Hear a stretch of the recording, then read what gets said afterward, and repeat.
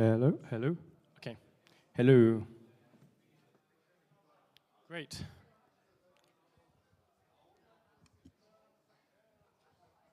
Hello, everyone.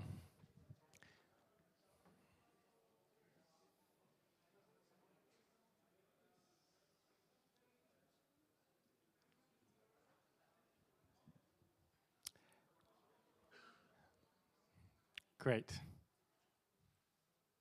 So this is my talk, why there is a great future for Drupal AI. Actually, before we do that, can I get a show of hands of who here has tried out, who here remembers the time that they first heard about AI and felt a sense of excitement? Okay, I've asked this question before. So who here felt a sense of fear, like really scared about it? Okay, and who here had both at the same time? Yeah, it's like everyone, right? So, and then do you remember when vibe coding came out? So could I get a show of hands? Did you make it, when vibe coding stuff came out? Well, first question is, who here has used any of these kind of agentic tools like Claude Code, Codex? Can I get a show of hands? So almost everyone knows about them. And when you started using them, who got like less scared as a result, like more excited? Less scared, cool. And who got more scared? Great. And then the final question is is anyone is this the first talk about? Is anyone this is the first talk about Drupal AI that they've gone to? No. Okay, a few. Okay, so I won't go too much into introing Drupal AI, yeah. So this guy here. Does anyone know what this is and what they're called? Can we get shout out? Predator, yeah. Do you know what they call themselves in their own language? Is there anyone who, in the comic books, does anyone know any common Predator names in their own language? No, okay. Well, they're called the Yautjars, and a common Predator name is Satanu, meaning God of Death. And you can see my Drupal.org handle is Yautjar Satanu. So now you know where that comes from. I came up with it when I was playing, I can't remember if it was Half-Life or something, when I was 10.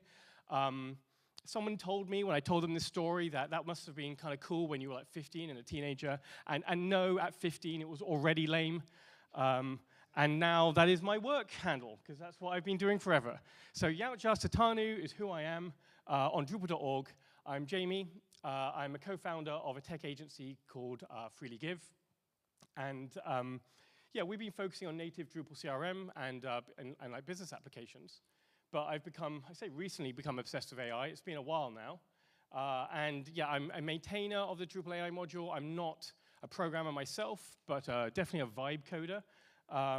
There's my LinkedIn there, and I've been heavily involved in the Drupal AI initiative and a variety of different things focusing on innovation. So now you know who I am, Yautjar Satanu, where it comes from, how to pronounce it. Oh. Suspend Yautjar Satanu temporarily. So yeah, I don't know, does anyone know about there was a little bit of a kerfuffle. I'm British, so I'm going to talk about it somewhat lightly. But yeah, some people have tried to, well, someone, it didn't last really long, but there was an attempt to get me banned from Drupal.org. And sometimes I think if you get banned from these things, you can't come to these events. So I'm here, I'm not banned.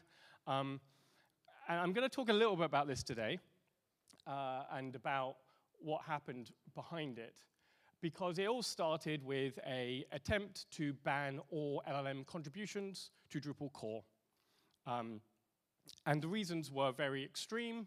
The person who wanted to do this was very unhappy about AI. And this conversation went on for a while. Some people got involved. Some people who are pro-AI got nervous. So I did get involved, and I replied. It didn't go very well, obviously, because of this. They wanted to ban anyone who hasn't contributed core in any way from talking about it. And so just, it wasn't just banned for my opinions. They felt like I shouldn't be allowed to say anything on a specific issue, and I disagreed with that. Yeah. So what that means is I had an idea of what we were going to cover, and it shifted, because I went away on holiday after Chicago, and I actually disconnected. and came back, and some really awesome stuff came out of everything that has been happening and came out of Chicago.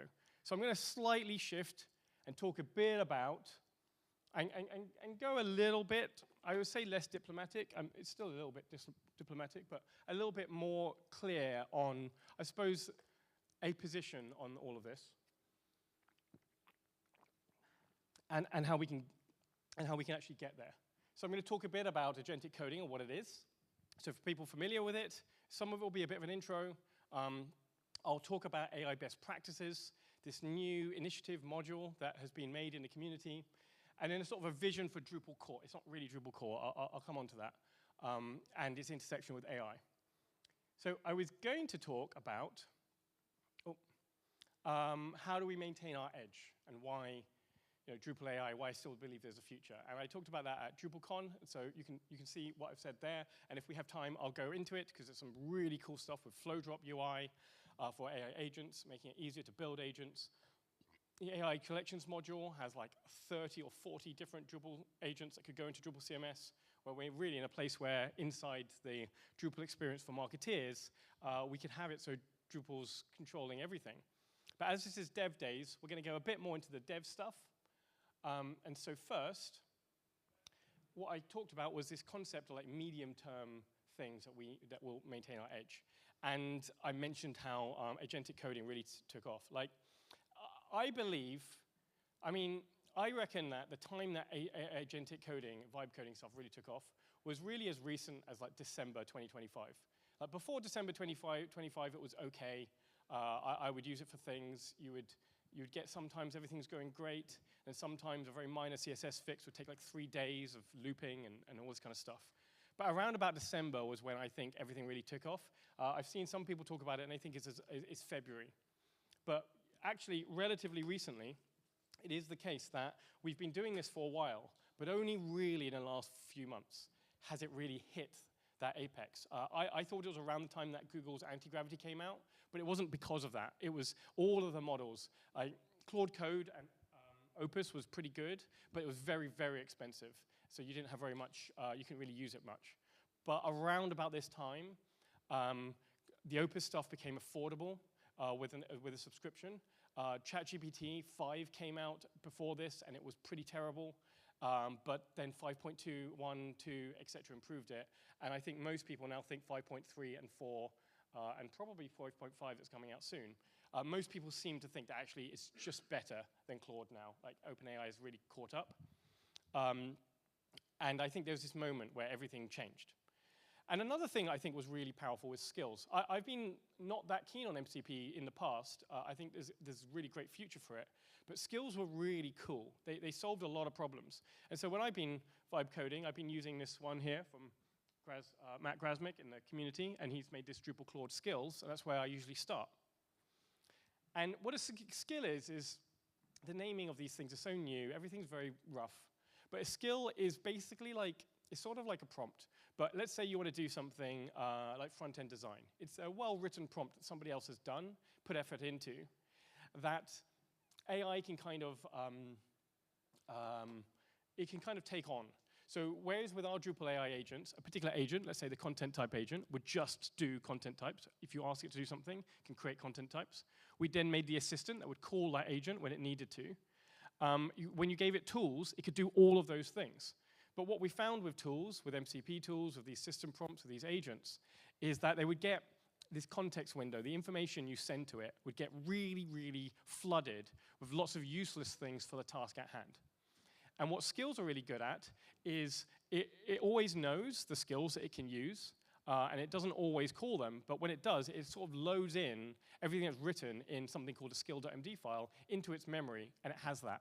I kind of missed a trick here where I should have had a Matrix meme, but you can remember the Matrix meme of I can speak Mandarin, I know Kung Fu. You know, a skill's kind of like you're downloading it into your brain.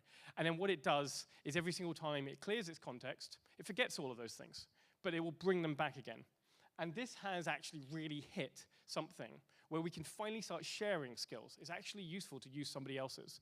The AI community has tried this many, many times. There was something called GBTs. Did anyone ever build their own GBT? Yeah, a few. Does anyone ever use anyone else's GBTs? Okay, there is one. Okay, so it does happen sometimes. But what it seemed to happen is they had this idea of a plugin marketplace for these GPTs. And in practice, most people use them for their own things. And we're seeing that pattern happen a lot in AI, where people are doing their own stuff. But Skills has hit something that we can now share. And one thing I really love about it is this installer. A lot of people are putting a ton of effort into making these installers easy. A single line, you put it in your terminal, and off you go. And Skills, if you want to add a skill, you do this. And this thing pops up. Some of your tool, and whatever tooling you've got, let's say you're doing Claude Code or OpenClaw or Gemini, you can then, you put in the options of what your things are, it remembers them, you click go, and your skill is set up across the board. With MCP, I found it really hard to use sometimes, and getting things actually set up and why it was not working, etc. But they've got a lot easier installing. So, yeah. So one thing that has changed with our response is what we tried to do earlier on is our goal was to use AI to help marketeers or end users who are not technical make use of Drupal and solve some of the core problems of Drupal with its UI. And we also care a lot about things being fast. Things have changed a little bit. People are more okay with AI taking a long time, as long as it can solve the complex problems. And also, we decided to shift it a bit and start focusing on what if we instead build our tools at really great developers who really know Drupal, and also people who really have a good understanding of AI, but we can make them 20 times faster. Because a lot of the times when we're trying to go for the marketeer, we just run into all these edge cases that just get harder and harder to solve and make UIs to deal with them. It gets harder and harder. But if you aim at someone who's very, very skilled, you don't have to worry about that as much because a skilled person can solve those edge cases. There was a case where Tesla crashed, and because it ran into the back of a white lorry because it thought it was a cloud. Now, humans are really good at knowing the difference between clouds and trucks. From a really young age, you can tell the difference. And we tend to have this thing where AI is really good at some things, but the things it gets wrong a lot of the time are quite obvious to a lot of people. And so there's been this slight shift. And a bunch of us have been doing it. So we did it at FreeDoGive. Acquia have this Acquia Nebula. There's something called Surge. I'll talk a bit about the different toolings in a bit. But what it's meaning is that we've started being able to solve some really cool, complex problems that are valuable to people, that matter, fast. So let's see, is this going to work? Okay, so what we have here is we have a client called Casa Brugal, and they have a WordPress site. Let's get a boo. Yeah, we don't like that. We don't want that client to have a WordPress site. And they didn't want their WordPress site either. And they wanted to move to Drupal, and we've been doing a bunch of stuff with AI with them, so they paid us to build some of this tooling to try and move it to Drupal CMS, and actually, in the end, Acquia Source. And we presented a price, and they actually thought it was too low. So we went a little bit higher. And this is what we did. So you can see the site first. Well, actually, this video is sort of hacking it a little bit. What we do is we take this WordPress thing, and the first thing we do is we actually move it into something called Storybooks, which is becoming somewhat of an industry standard for storing these design systems. And then what you've actually seen here in this video, we've already done all that, and you're seeing what the site looks like inside Storybooks. Then you load this tooling, and I'll show you a bit about how to get into that and where it's going to go. And then you have AI just start doing stuff. And what it's actually doing, because again, this is working with Acquia Source, which is a SaaS-based product based around Drupal CMS. So there's no code being written in terms of like on the server, but via various different APIs that we've always had. One thing that really grates me is everyone with MCP keeps talking about how they support AI now because they've done something with MCP. And one of the big reasons why we didn't do that is because our JSON API was already really good. So we've already been supporting these AI things before AI was a thing. And they keep winning this, like, you know, all this, like, oh, their tools are better. But it's not. Ours is great. And because of that, we were able to use these APIs already to start pushing. AI builds these components, and it can push it into the live site. And you're seeing it get built in real time. And so those are the menus that are coming in. And then you'll see, you'll see more and more of the site get built. And there was this one more complex, and there you go. So it's still finishing, but what I would like to do is I'm a bit worried if AI gets really good and takes over the world and starts trying to like murder us all, that like it will remember things that we did with it. So can we just like applause it? Because it did a really hard thing, and then hopefully it will remember this in the future, and then we'll know, yeah, we're the good ones. Don't hurt us. So this is it making it. So it's made the site, but they were so excited. What we found was there is this subscription fatigue people are already getting. Like I tried to make like a diagram of the AI module and all of its modules are linked to it. And I first used Vercel to make a mermaid-based diagram in JavaScript. But then when I tried to make changes, it was just a mess. So then I had to find a mermaid tool that could use it, that could like allow me to edit it. But then in order to change it with AI, I had to pay for another subscription for that. I can't remember, there was a third one in the way. It's starting to get a bit irritating, all these £10 a month subscriptions to all these AI tools.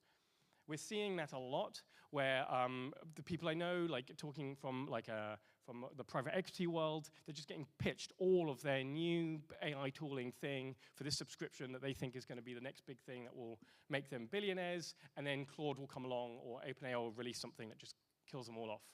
So people are getting annoyed with having to get yet more things. But with the tooling being open source, Drupal CMS being open source, it's a real place where people are quite excited, I think, and I've seen it a bit, where companies are getting more and more excited by the power of the freedom that open source provides. A lot of my inspiration for how and why AI can do a lot comes from the people I know who worked at Palantir. I know a lot of you won't like that company, not the Drupal one, the one that most people call the evil one. And they built this system called Foundry that deals with software primarily focused on allowing a lot of people to build inside Foundry complex applications all at the same time, like lots and lots of people inside organizations. It did lots of like no-code stuff. And a lot of its structure, I felt, was very similar to what we'd been doing in Drupal for decades. And but one of the concerns with it is that I think they did do really great stuff with AI. There's some really amazing use cases they had that are real, that saved enterprises loads of money.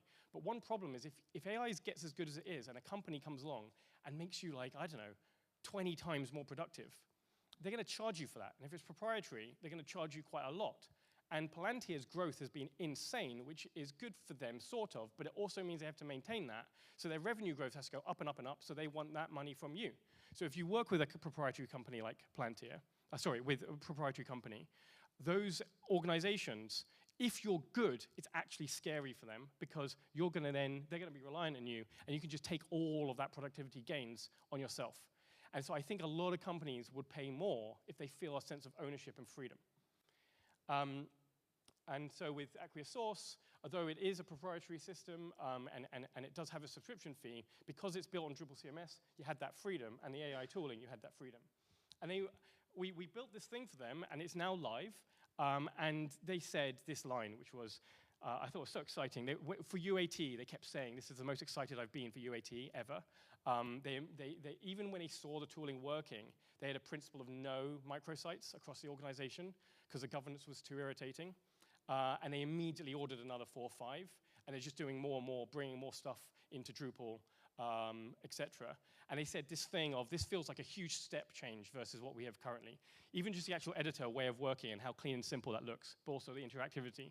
I just feel like we don't have any of that in our current systems. And obviously, the ability to get things out faster is going to be a huge benefit for us, because a lot of time, we maybe get requirements in all things, and we need to manage, make things happen really quickly, support market activations, etc. So I think this is going to be a huge step forward for us. They complained a lot about how they would build these marketing sites in a staging environment, and sometimes they'd have to wait a good 2 months before the IT would be able to push it. And then they'd have to rebuild it anyway. And this speed was exciting. And remember, they're talking about Drupal Canvas, which is obviously available to everyone, versus WordPress, right? This is what they're saying. This is a huge step forwards, even the editor, compared to what they're used to with WordPress. So I think let's do a clap for the humans, many of you here, who've helped make this a thing. Like, we're getting there. Like, Drupal CMS is actually getting there. And yeah, and it's so exciting to see. This is not me giving you proof of concepts, but it's kind of real. So we have this repo here that you can go to. It won't stay there forever, but we've been working on trying to make the install process a lot better. So to get something like this working, you put in that single command, and it will actually pull in Claude code. inside DDev. This one doesn't set DDev up for you, so we're working on that as well. But at the moment, if you've got DDev running, it will set Claude Code inside DDev. I use it outside of DDev. I use it on my machine. There's no way we're ever going to make that safe. I've already seen in the wild times when AI has tried to write to files and it's been denied access. So it's written bash scripts to write to those files and then run them. And until we make major changes to the operating system, so it knows if it's an AI agent or you running those scripts, we can't solve that. So by putting it inside DDev, you can let this agent run loose, run wild, and it will be relatively safer. And yeah, that's the command. You put it in, and you get something similar. So this one at the moment is aimed at source. There's also Aqua Nebula that does something similar, so we have some crossover. And you can see it just works you through this process, setting things up. But we've also going to have it so that the first step is, are you targeting Drupal CMS or source? And if you're targeting Drupal CMS, you're using the same APIs, but it's going to be hosted locally. So then it will set everything up for you locally. And we did this on our own website. So we created a new website, a Freely Give AI website. The front-end design was kind of vibe-coded by one of our project managers, and we managed to bring this into source with AI. And one thing that's kind of fun is what I found was I was actually building this for someone else. Somebody said our website was so bad, they had a whole bunch of work they wanted us to do, they can't show it to us, it's too embarrassing, the freelygive.io website for a while. And I was like, I know, I've tried to make it good for like 15 years, it's hard when you build sites for a living to build your own. I just can't do it. So what I did is I told AI what I wanted it to do, like all my copy, and I pointed it at certain sites and the style that they liked. And I did warn it that I tend to be overly verbose, I talk a lot, fast, and I want it to be much punchier and clear-cut. And the first line it said to me was, I can see why you think you need to write less. And then it made this thing, which it's trying to look like a Silicon Valley. It's not me. It wasn't trying to be like me, but it's got like Silicon Valley, pioneers, not followers. We build AI frameworks, not just use them. We push the boundaries of what's possible. It's going to fit into that kind of world. So I thought, why don't we try and do something a little bit more British? So this is what AI's got here. Not your typical tech company, people first, always. We're small, tight, one thing I quite liked with We Do Things Differently is, as we're based in UK, London, Hastings, we're happily set up in your office, wherever you are, we'll bring the biscuits. That's kind of cute. I showed this off at Drupal Camp England, and I asked people with Claude Code, could we rewrite this content some other way? What would you want to do? And they said, what about a moody teenager? And so this is our front page. I can show you all of it later, but yeah, it went through the whole thing. So let's circle back to this thing I mentioned about the banning and the LLM core and stuff, and talk a little bit about that. Because what I'm seeing is it's there. Vibe coding is, agentic coding and using AI to make things can make things that are valuable to clients. It's faster, it's better. They love the speed because of the interactivity, the freedom it gives them. And these things are happening in production. We're getting paid not just to make proof of concepts, but to do things for them. And the amount that we're charging is cheaper than what they're expecting. One of the more complex components that they had, and why we could do this was a mixture of AI and the architecture of Canvas. The concept of the code component meant that we could actually do quite a lot more complexity than you would normally be able to do with SaaS. But it had a code component for an age gap. You had to be a certain age before you can see all of the whiskies. This brand, Casa Brugal, is part of, like Macallan is part of their brand. And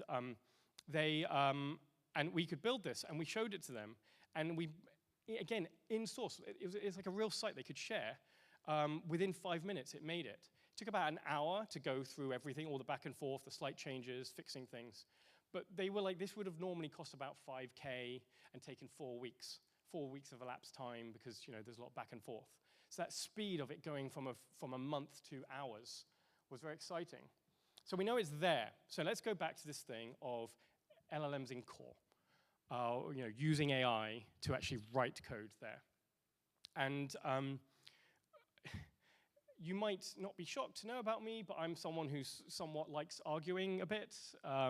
And so the way I dealt with this thing was by replying and presenting arguments against the positions that the other person had. But enter WebChick.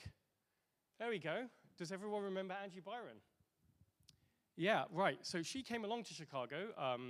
Partly she'd heard about some of the dramas. She's been quite a good agony person to talk to because she's not involved in the Drupal stuff, but did. So it's quite good to have someone I can just be like, what do I do about this? How does this work? But she came along, and in this quite interesting way, instead of attacking the LLM stuff in core head on, she noticed there is a thing which is it's kind of a bit scary if you don't try it out.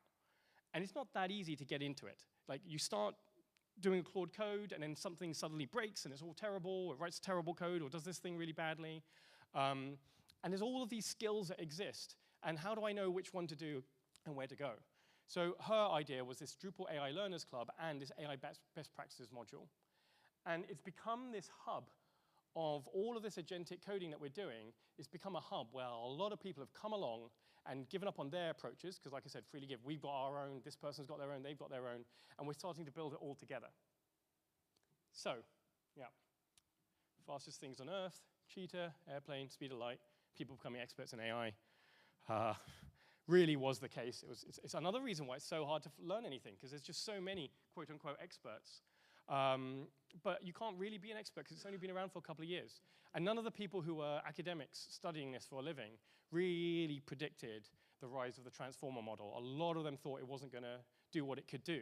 So even in the academia, it's hard to trust anything. But this is why we have this. So it is a general project on Drupal. You can go to it. You can get started. And I'm going to talk a bit about that. So we're going to focus on the basics. It just works like magic. One of the dreams we have is that we want to have something you can go to where you know nothing about Drupal, maybe, certainly nothing about AI. You click one command, and bam, things just start happening.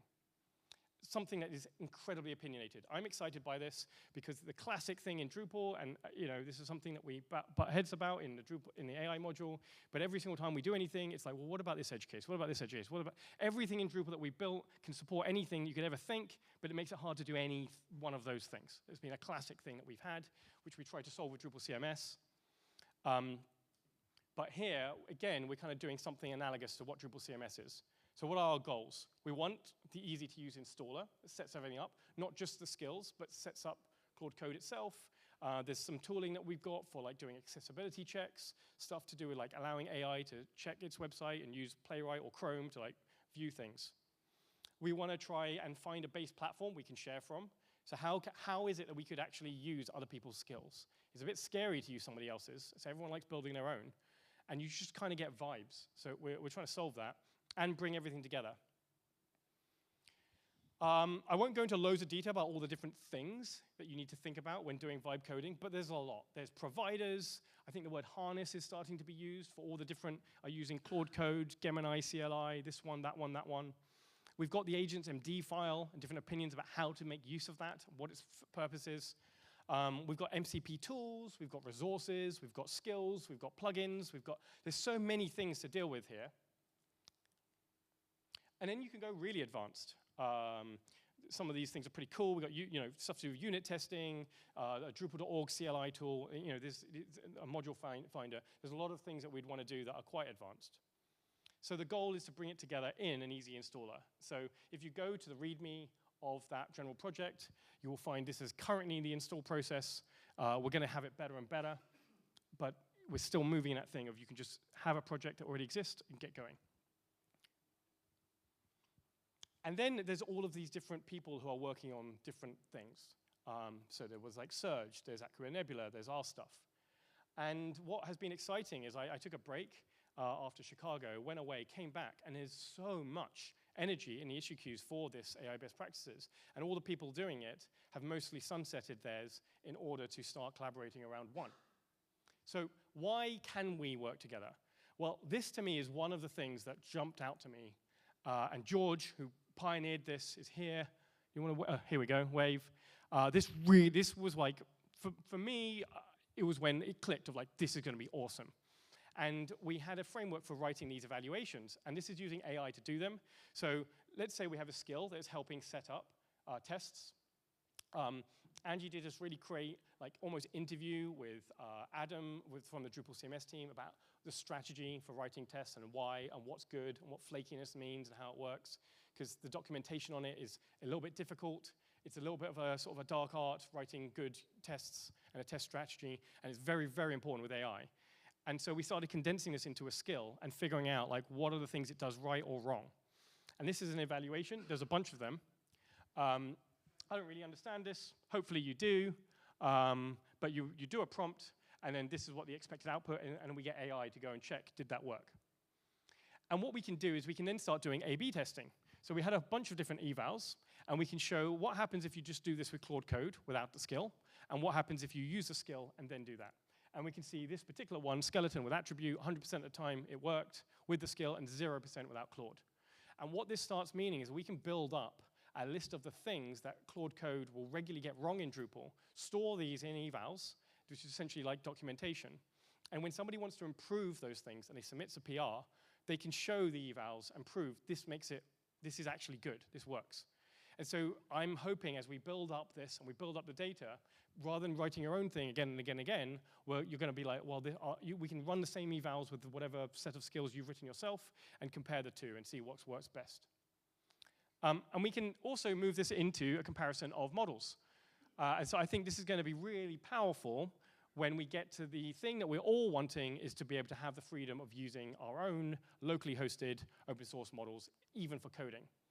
And I know some people who are doing things with Haiku, working at government level with codes, working with supercomputers, and Haiku is actually helping them.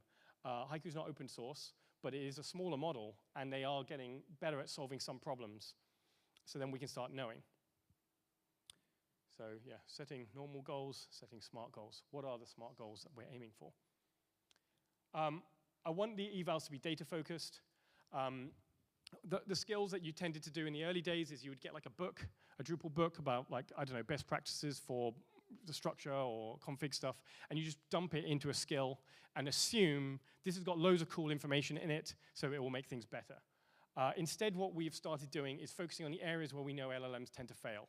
And there's a few really great issues out there that talk about the things that you try and do with AI in Drupal, with Drupal, and it fails in. And I've encountered them myself. And that's been really cool to see that. So we're going to focus on that. And the governance, like figure out how we handle that. And I won't go into loads of detail about this, but we have this thing about having agents.md in core. And it is really complicated because how these toolings that we've got, how you're going to use them change a lot. And so agents.md, committing it into Git for a project might be useful because for somebody who doesn't know what they're doing and just starts trying to use AI, it will pick up on this and start doing the things that the Drupal community has said they want your agents to do. But another practice a lot of people do is instead of compacting or clearing your context window, what the creator of Claude Code said that he'll do a lot is he'll build something, and when he gets close to the end of this context window, he'll get AI to summarize it and write it directly into his Claude.md file, read it himself, and then next time just say, look at the Claude.md file and go with it. So this Claude.md file is your main way of controlling the context that goes in every single call. You have a lot of control and power over it, and there's a lot of ways to do that. So one of the things our installer will do is instead of putting things directly into Git, so everyone has it, it will allow us to construct our Claude.md file, agents.md files from a variety of different sources. So you might want to pull in things from a particular issue that you bring that in. You might want to bring up stuff about what model you're using or the dev environment you're doing or what is unique. Are you using DDev or not? So we have this idea of maybe this can go into core and that'll be fine, but what we think will be a better long-term future is having a process for constructing this, like when you do DDev start, and building those things based around a variety of different sources. So in terms of a scope analogy, to make this work, there's something, Surge, I don't know if these are where it's going to be, but there's something analogous to Drupal core, something analogous to Contrib, and then Drupal CMS. So we're going to try and build like a base package that everyone wants. The skill for the best approach to doing automated testing in Drupal is probably not going to deviate that much. A accessibility skill, it will deviate a bit about what level you're going for, but again, probably not going to change a great deal for different use cases because it's kind of set in stone outside of us. So there's going to be something in core, the installer, the way of everything connecting. And then with DevKit, it was called Drupal_DevKit. Alphonse made a plugin for a skills marketplace. So we had something where you get a whole bunch of base skills, but then he started working on researching everything all of you have been doing, and all the places you put them, and he made a marketplace so that we can have a single place of all Drupal skills, a way of finding them. And so when you're doing something a little bit niche that you won't want in your base package, you could pull that in. Then with the AI best practices, that's a bit like Drupal CMS. Highly opinionated, works out of the box to do something. But I think what we also want to do is have like your distribution. It's like the free to give one. On top of this, you would build your own version of the Drupal AI best practices according to your organization, the modules you tend to work with, the practices you go for. You know, are you someone that tends to go with Claude Code or with Copilot or with Cairo CLI? And I think this will be somewhat similar to like how we have with DDev config files, where you could have a place to store all of these settings. And then when you run the installer and start a new project, like with DDev start, it would build it according to your way. And I think until we get something like this, we're still going to be a place where we have millions and millions of different base packages that everyone uses, and we can't share them. And so this is like the vision, I think, for this. Seeing use cases everywhere. This is the other thing is I really want us to do, and we started doing this in issues, is to come up with some base use cases that we want to be able to support. So not everyone agrees with this yet, but I think simple things would be like writing a unit test or writing a testing strategy, because you don't just want to use unit tests, you want it to know what kind of ways of testing and why. Upgrading a module, migrating the design of a site, or migrating content. Something that we want to be able to start with, you use AI best practices, and it's like, here's some things you can do that are genuinely useful. As we make this thing more and more actually useful, I think we'll start finding everyone can use it, and we can share and build up on it. So yeah, basic installer. I really want to start building out more evals and make it easier and easier to submit them. Bring more of the different tools together, and then find out how we can collaborate. So feel free to get involved, #AI_learners. We're also doing regular meetups where we're talking about things we've learned on top of the AI best practices. But let's go back to this LLM in core bans and restrictions conversation. So how do I think this all intersects with Drupal core itself? Have I got time? What's the time? Oh, okay. So one thing that's been interesting is, you know, Linus Torvalds actually has submitted one patch to the core of Linux. I don't know if it was the core of Linux because it was stuff to do with Python rather than what he's good at normally, but he was keen on that, and he was obviously he was very skeptical of AI for a while. And then they now have an official policy. And one thing interesting about it is they're really against people attributing commit messages to a particular model, which I thought was a good way to be helpful. But then the thing is that they're noticing that people are trying to game it, because as I said, with subscription fatigue, everyone's trying to build their little tool, their thing, that they're going to become the new SaaS AI, creating everything. I've got like 5 or 6 different friends who are building their own one, just amongst my social circle. And I think people are starting to use the commit history to the place to show off their thing. So that's interesting as a way where you have to sign off, help with an LLM, but not say the specific thing in commit. But there's this. So who knows who this person at the top there is? So everyone know this person. And this is a little bit of a, you know, ran into an issue on their personal blog. I use Claude Code, and here's some of the things that they've done. And this is an issue now, reviewed and tested by community, not committed, but actually in Drupal core. So to some degree, we're kind of, the ship is sailing. Unless we're going to start banning Dries, unless we're going to start removing this. I mean, this is on open and honest. I think one of the problems with banning LLM contributions in core is that people are just going to lie, because if something's easier for them, why would they're not going to spend extra money, because they've got a reason why they're doing that. A lot of time they'll be paid to do something. They're not going to spend time doing something longer just because someone doesn't like what they do, when it's their own family, their own being able to feed their own kids, or whatever it is they need to do. So they're just going to lie. That's not great either. We don't really want this done through lying. So it's kind of happening. And we've also got this thing here, Wim posted a lot about how one of the reasons why this Canvas stuff worked really well was because it's one of the most validated things in all of Drupal. So all these components, and that's something we did work with what Nebula was doing, is every single time AI gets something wrong, there's automated tools that validate the config, the code, etc., and tells AI not just it's broken, but why it's broken. And so AI could go around in circles. And this is something that actually we've been trying to do in Drupal core anyway. AI has just made it more of a thing.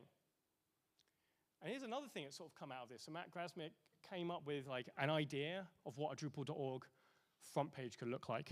And it's pretty bold from this like more, where again, I mean, I remember when I first submitted the idea of doing a Drupal AI event in London, I posted it into #Drupal UK, I got a whole bunch of throwing up emojis.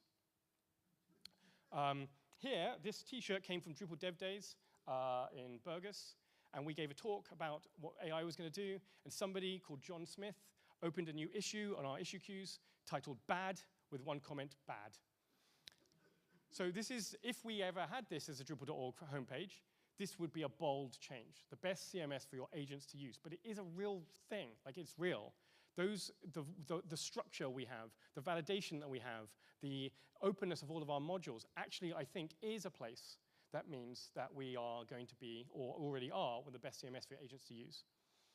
If you go to the actual website, there's a cool animation of vibing from scratch. It builds up with all these different colored things doing it its own way, and then collapses.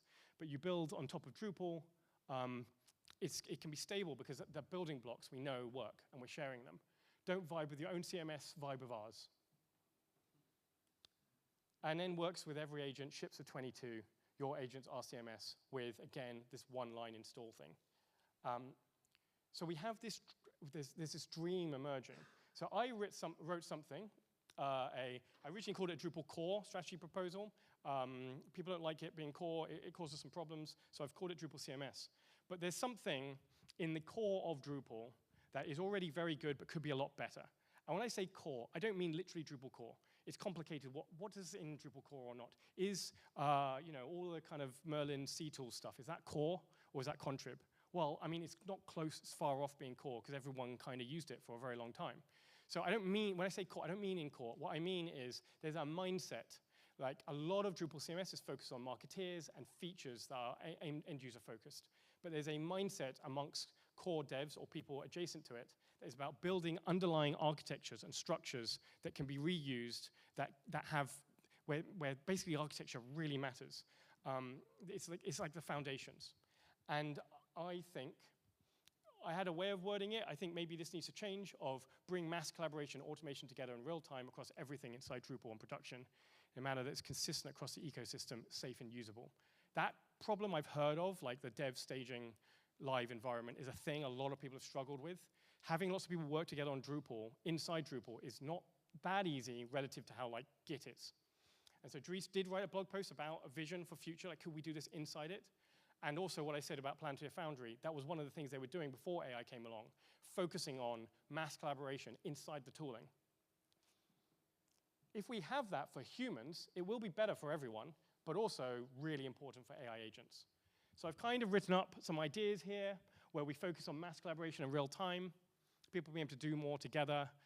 There's the Workspaces initiative that is now part of the Drupal AI initiative that we're focusing on, and one of the core capabilities of our AI strategy, where Workspaces, again, in a similar Git-like environment, when you're making changes to, let's say, views or content type, you do it in a workspace, you change a whole bunch of things together. So not like revisions. Revisions work for one entity, but so many things, like a landing page, spawn, they actually make changes across lots of different things in Drupal. And the dream is to make it so that we can actually have something on a live site where in your workspace, you can create edits to a content type, like make new fields that aren't there on the rest of the site. And when I view the content in the workspace, I actually see those new fields, play around with it, make views based around those new fields or removing them, and then publish them. And rather than having to do this in Git, I can do it in production, I can do it in SaaS, I can do it quickly. Then automation and APIs. So having it so that we have moderation queues, so that we have a really good way that when lots of people make changes, other people can see what those changes are, approve, or et cetera. I think this includes all of our validation, all of our APIs.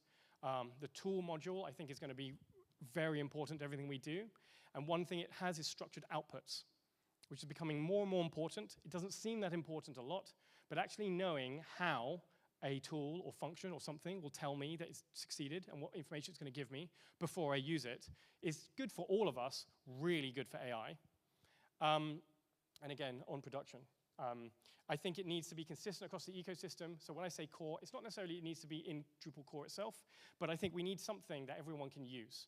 And right now, actions, for example, versus tools, because of the way actions work, you can write actions that don't have this structured output.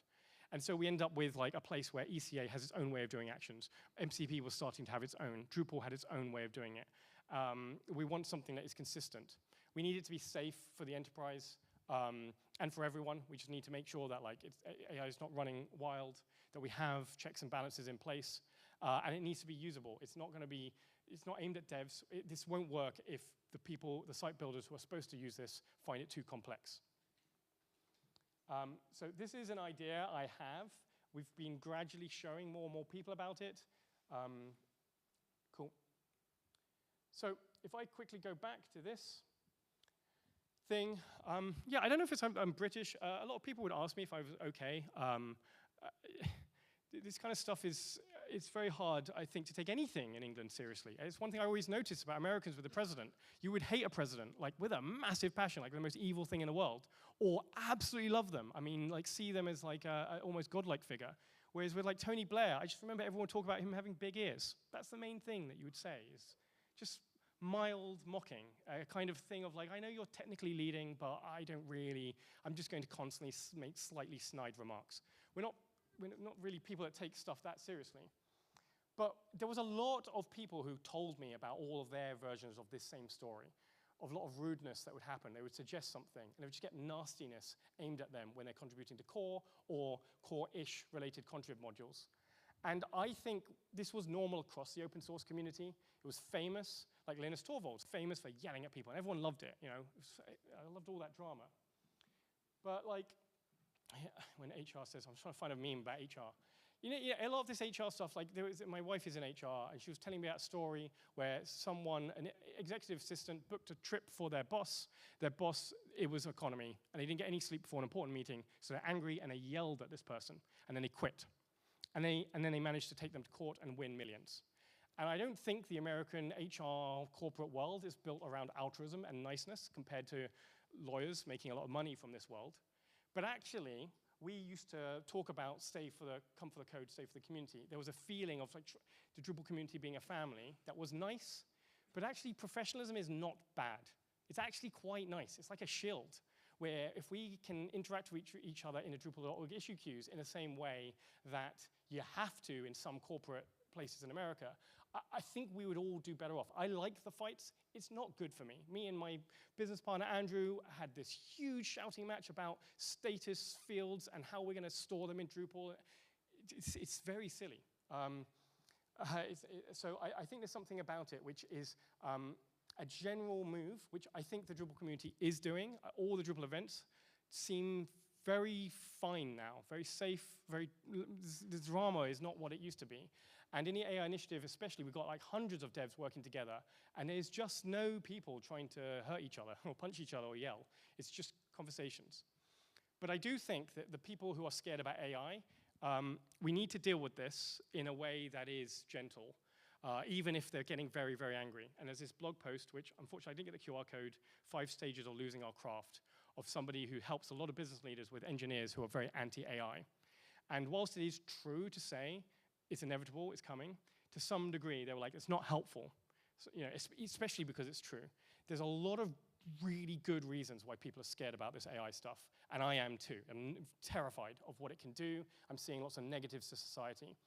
And they show you the steps of what a lot of people go through. A lot of the time, the change is when you start using it a lot. But the heart of it is they said that you need to start listening to engineers who are scared about why. And if you ask them, they'll tell you, and that is good. And so I think there's something that we need to do there. So, yep, thank you.